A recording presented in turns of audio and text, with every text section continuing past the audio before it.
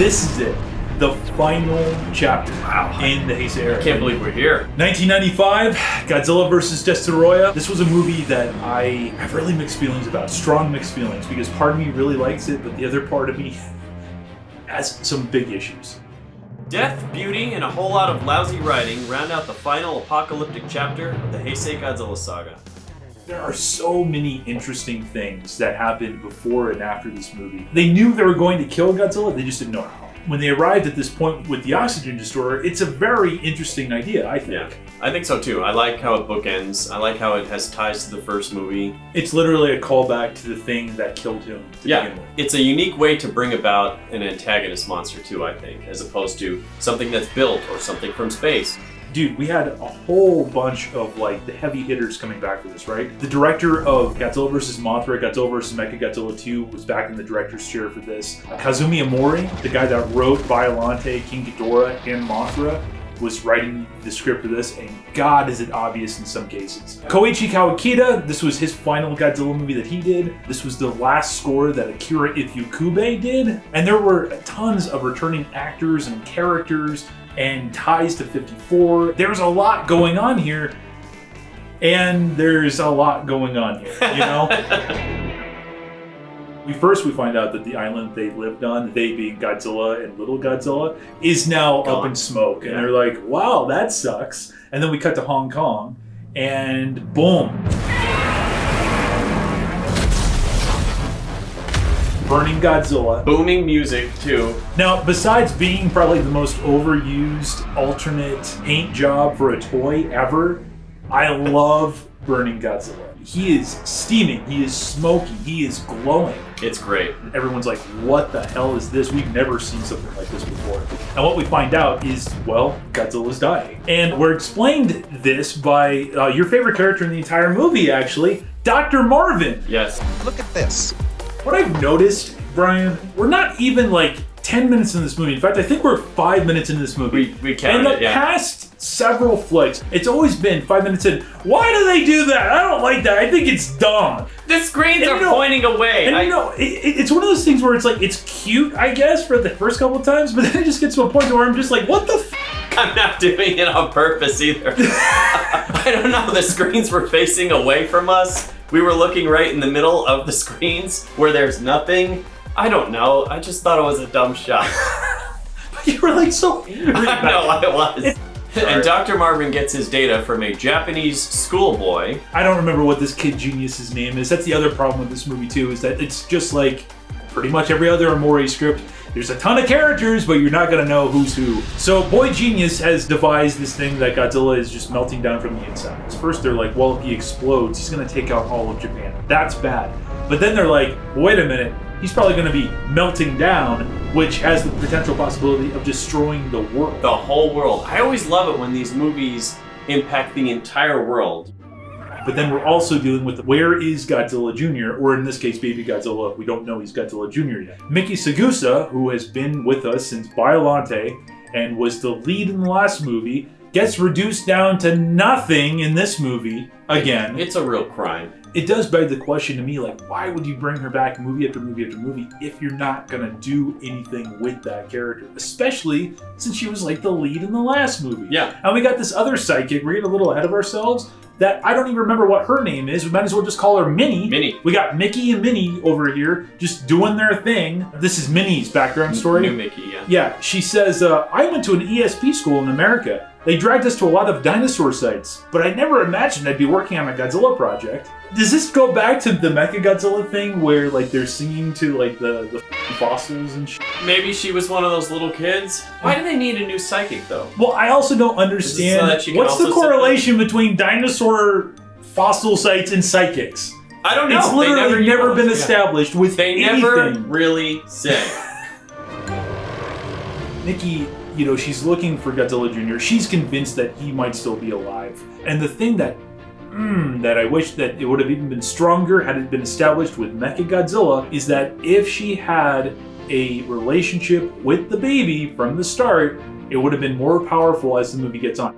I think what can be determined by the end of the movie is that these characters are boring AF. They're cookie cutter. Yeah. And by the end of the movie, they're watching everything from a cockpit, from a passenger window, or from a television screen. So why would we care that's about them it. then? Honestly, the only real human connection that we have is to Mickey. And the relationship that she has with Junior, no matter how ridiculously not real, believable that it is, there's still something there that can be built upon, as opposed to Boy Genius or Minnie or the reporter. I don't care about any of these people. They don't do anything for the plot. Yeah. And then plot point number 3, some professor guy who, again, I don't know his name, so we'll call him Professor Not Serizawa. He's developing something that basically is the new oxygen destroyer. He assures the press that it's not going to be used as a weapon. Yeah.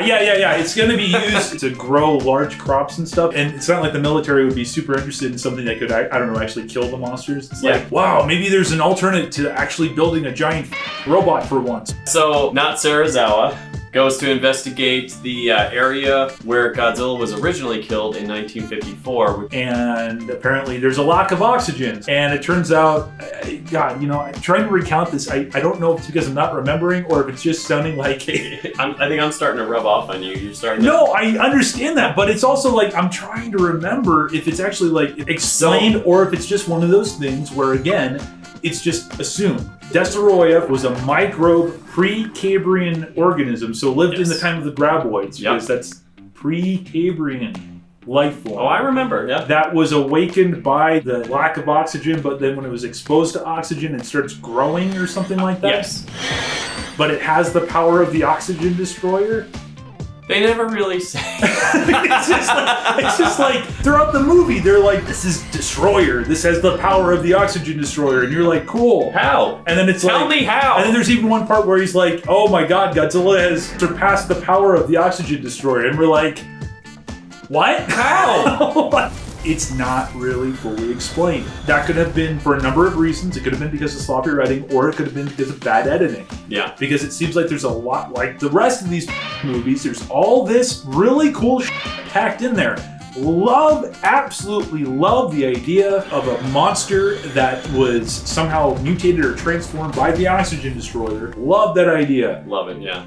Never really explained. Ever. No, not at all. Destoroyah is a lot like Shin Godzilla or Hedorah. I like the idea that it starts off as a little tiny microbe that you can't even see, and then it's breaking through beakers, it's growing to this aggregate form, and then it eventually grows into a monster that's even taller than Godzilla. But what about the aggregate form? I wasn't a fan of that so much. No, you were bitchy and complaining again. I'm just gonna say. I'm thinking like a bitchy, like one of the Golden Girls or something. With these movies, There's Sophia again. Not like in the aggregate forms. That's what she does. With these movies, a little bit. You're like, I hate the head. It's just too big. It looked like it had like a wig or something. I didn't like it. A wig? It was moving. Yeah, just like it was all. That's what wigs do. I don't know. It was a clumsy puppet that they were using too. I know all these things are fake, but this really looked fake. I think that if we saw it less, in this case, it would have been more. So less is more. Treat it like the Alien and Aliens. Which is clearly what they were going for. Because it's in the Mori script, we got the Terminator, we got Back to the Future, we got James Bond, we had Indiana Jones, and now we have Aliens. His ode to Jim Cameron himself. Everything from smart guns to motion trackers. You have a Japanese military spec ops team going in here and doing this thing. And they fight for freaking 15 minutes. Nothing really happens in that fight. It's just them fighting at each other in a room, and then we switch to another room. It's just a kind of a mixture of scenes that happen. I guess I can appreciate the idea that they were trying to diversify the action, because we've never had a fight, as far as I know, on the scale like that, right? Yeah. But at the same time, it is clearly a rip-off of Alien. The Japanese military now has to deal with burning Godzilla, and they're dealing with this new monster that has appeared, and they don't really know what's going on with that. It's killing people left and right. And conversely, Godzilla has reappeared again, and he's going to attack a Japanese power plant. Remember, they can't fire upon They can't fire at him, but they have the super convenient super weapon, Super X3, complete with cryogenic weapons, which includes freezing lasers and ice missiles, supposedly to put out nuclear fires. Now, isn't that just inconvenient? It's about as convenient as Batman having the shark repellent on his helicopter in 1966. You know, why would they have that? You know, I even forgot, but they brought back the Super X3 pilot, who was the captain of the Super X2 in Biollante. It doesn't add anything. I feel like it's a missed opportunity to really try to get something interesting, especially since it's supposedly the last hurrah. So Super X3 fights Godzilla. It's just the same thing that we've seen a million times over. It's shooting at Godzilla. Right. But I will say this, the optical effects, amazing. And specifically, like when Godzilla's like shooting his beam at him, and the beam is like when it contacts the cockpit, you can see that one shot. Yeah, you can see the spray of the energy coming off. Yeah. And the optical effects in this in general are actually very nice. And that's one thing you always got to hand Kawakita. They're sure pretty to look at. It works exactly like it's supposed to. It cools them down for 6 hours. They put Godzilla on ice and they're like, we've slowed down the process, this is good. And then it's literally the next scene, they're like, oh yeah, he's unfreezing. 6 hours later. Right. It's literally, he just starts thawing out. It's like, okay, whatever. Baby Godzilla has indeed survived.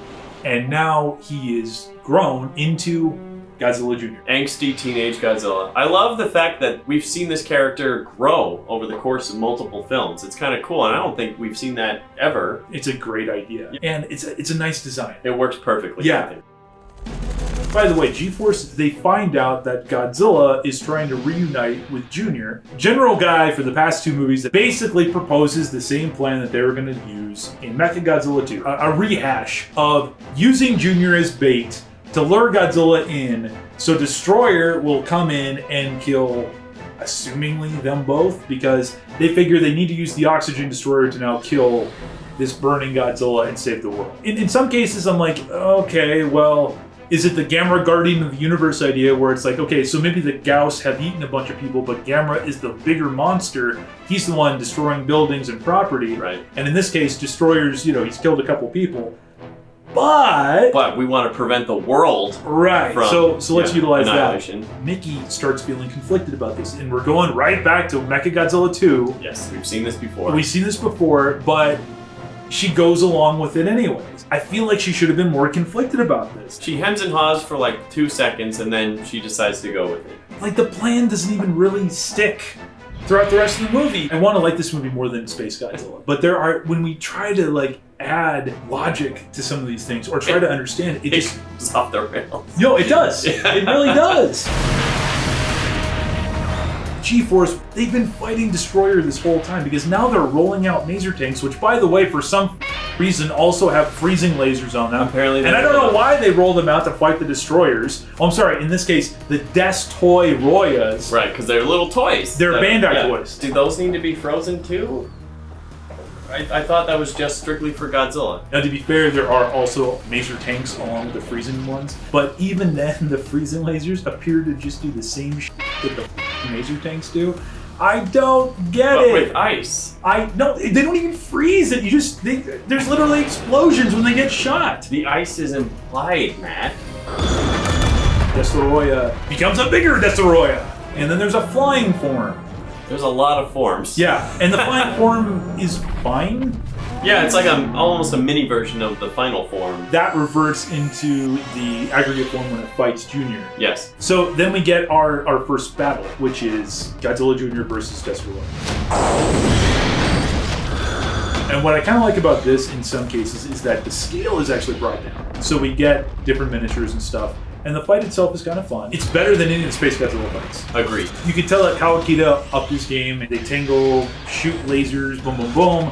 And then they introduce this idea that Junior is infected with micro-oxygen after the aggregate form pierces him with its secondary jaws. Yep. And that's another plot point that goes absolutely nowhere. Nowhere whatsoever. They even make a point of saying it's going to destroy him from the inside out. But eventually, Junior does in fact beat Destroyer, which Mickey is happy about. And so is Minnie happy about it too? I feel like, because Minnie was for the idea of using Destroyer against Godzilla, but yet they want Destroyer to kill Godzilla because of his Oxygen Destroyer powers, right? Yes, he's the lesser of two evils, I suppose. Okay, but they cheer when Junior kills. I think that's what they call bad writing. Finally, Godzilla and Junior are reunited. A really touching thing. I do like the relationship that they have that's depicted here. I like it better than the relationship between Godzilla and Minya in the Showa series. Yeah. Then we get the big grand reveal of the final big battle. Destoroyah and all of his devilish glory. I definitely am a fan of this design. This particular monster I like because it also has a bit more personality. It is an... My God! But that's what you want it to be. Yes! Because you actually want to see this thing just get his come up. But in the last movie, we had Space Godzilla literally kidnap baby Godzilla, and he still had no personality. Like, we weren't rooting against him as much as we were rooting against Destoroyah in this one. And it's not very often you kind of get that dynamic. Yeah. Destoroyah is still kind of immobile. You know, he flies around a lot, which is great. He does kind of walk a little bit, but it's still in the vein of Mechagodzilla and Space Godzilla, where they just stand there, you know, doing There's a lot of that, you know. But this mother goes straight for Junior. Do you think it was because it thinks Junior's weaker, or because it's like a retaliation? It's a retaliation thing. Junior beat him the first time. That just adds to the personality of this creature. Snatches him up, flies above, and then drops him. And it's really an emotional scene. That's a horrible scream too, when Junior is falling.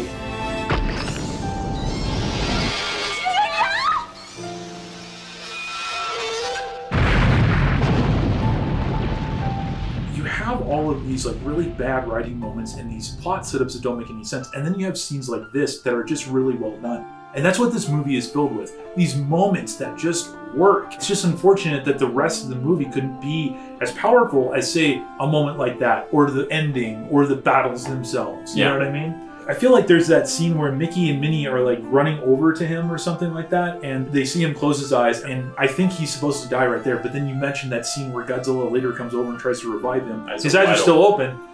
And then he like dies again. I don't know what was going on there. It was like almost two separate death scenes. Yeah. Regardless, it was still touching. Yes. Either way, it packed a punch, like you said. You know what? Is that just another stupid thing about this movie? Is that Junior dies twice? Because the first time he dies, Destoroyah comes back, and this is the first battle between Godzilla and Destoroyah. The fight is pretty cool. Godzilla gets his ass handed to him. Dragged across through Haneda Airport. He uses his tail to pick up Godzilla by the neck. Oh, man. And there's a lot more gore and blood. Oh, yeah. And the brutality, too, is something that I'm really glad came back. It adds to the emotion of the fight. It does. It does. It packs a punch. No pun intended. Godzilla destroys Destoroyah the first time, and I guess it evolves into a bunch of aggregate forms. And that's whatever. Gamera vs. Legion did it better a year later. Then it's like, okay, Destoroyah's finally dead. And that's when we have the second death scene of Junior, which, now that I'm thinking about it, really does kind of piss me off because I don't know why. I don't know. I guess it's sadder to see something die twice. I love that he tries to breathe life back into him and it doesn't work. And then his reaction to when it doesn't actually work is really well done. Yeah. Then all of a sudden, again, going back to this notion that Destoroyah is gets hit with a beam. Yeah, out of as he's nowhere, trying to mourn. And then this POV shot of just the camera rushing at Godzilla and its fucking destroyer. And won't even let him have a minute. No, I know. We both said that out loud as we're watching that. When was the last time that a monster had this much personality, or that we rooted against a monster this much, or rooted for a monster this much? This brings us to the final battle. Godzilla's last stand against Destroyer.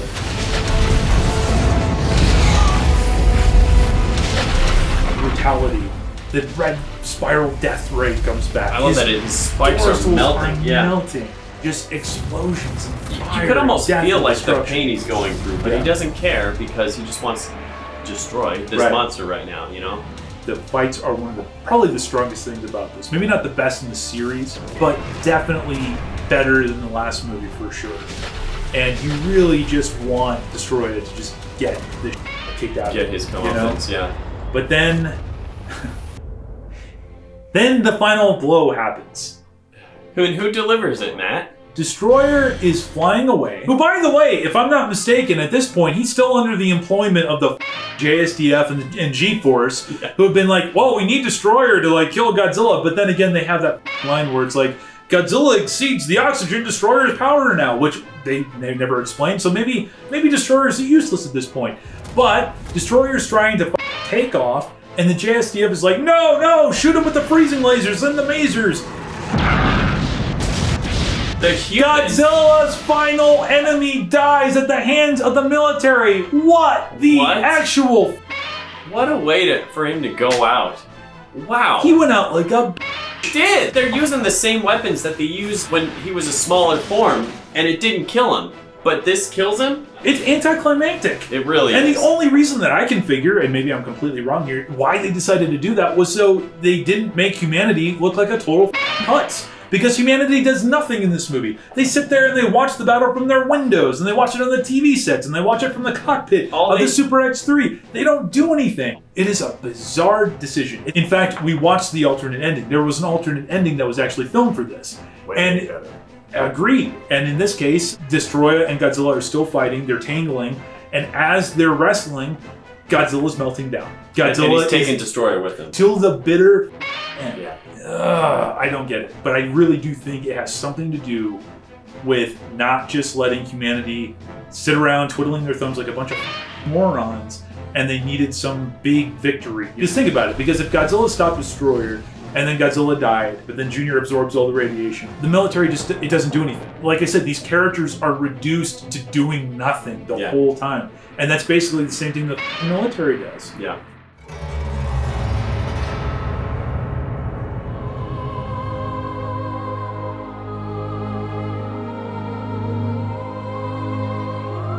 At the very least, I think that we can agree on that the death scene.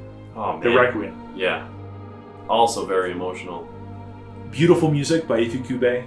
And I love how everybody watching him melt down, watching him die. They throw out that morals. It's the reporter and Dr. Natsurazawa up in the helicopter, and I forget what they say. It doesn't matter at this point because it's all bullshit anyways. The emotional punch should have come from Mickey, which it did in some cases. Because she said something like her mission is finally complete. They should have stuck on that more, because it is a sad moment. She was the one shedding the tears, too. Yeah. And then we get the final shot. Smoke clears, and there he is. The reaction shot doesn't come from Mickey. The reaction shot comes from Minnie, who has no emotional attachment. Can you imagine if it was Mickey who looked up and had the reaction, and then it cuts to Junior? Oh, you mean roaring? The one human character who had the connection? Yeah, the one human character. Yeah, that would have been some nice editing for you. Junior has absorbed all the radiation, and thus not only ensuring that the world is saved, but also the legacy of Godzilla is intact. And then we cut to the credits. Kind of end on a high note. It's a very sad, emotional end. It's bittersweet. It's a bittersweet note. It is. And thus wraps the Heisei era. What do you think about this movie overall? I liked it overall. It was one of my more favorite Heisei movies. Do you think it was a fitting end? Yeah, very much so. I know a lot of people have problems with this movie, and we definitely discussed it a lot. Obviously, we do too, yeah. But it's not a perfect movie at all. I'll tell you this much, I enjoyed it more than possibly the last two. There are more scenes in this movie that I can point at and be like, that was done excellent. Yeah. That was done beautifully. This was a really cool whatever. There's more of that in here than I think that there was in the other two. Yeah, the praise for this movie is higher praise, and the lows are not as low as some of the previous movies that we've seen. In my opinion. None of this is declarative. Right. It's just two idiots' opinions about this. I've seen this movie maybe 3 or 4 times now, and I've enjoyed it just as much each time I've seen it. It's not like other movies that I've seen a few times and it just gets old and tired. I've enjoyed watching this. The Heisei series, overall, I've enjoyed watching. Well, we are actually going to be doing an entire talk about that. Oh, yeah. Because in the next video, it's going to be our Heisei era recap. Yes, sir. Which we're going to go over our top movies, our least favorite movies, our favorite characters, least favorite characters, the many, many moments that annoyed Brian, which is pretty much every moment in the series. So with that said, for Godzilla's sake, please keep watching Tokusatsu for the good of mankind and yourselves. I'm Matt. Brian. Here to remind you to please, oh please collect responsibly, and we will see you in the next video.